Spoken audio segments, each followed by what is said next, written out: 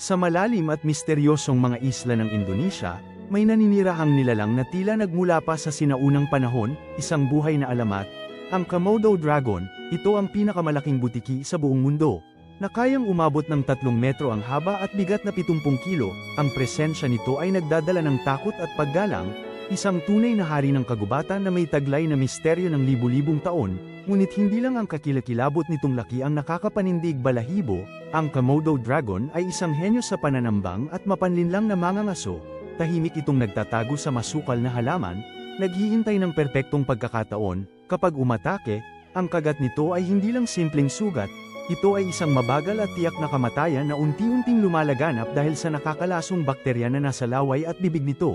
Sa loob ng ilang araw, walang pagod na susundan ng Komodo ang biktima nitong unti-unting humihina, hanggang sa tuluyan itong bumigay. Walang takas, ang brutal ngunit epektibong estratehiyang ito ang dahilan kung bakit ang Komodo dragon ay nananatiling tunay na hari ng kanyang tahanan at ang sentro ng ecosystem nito.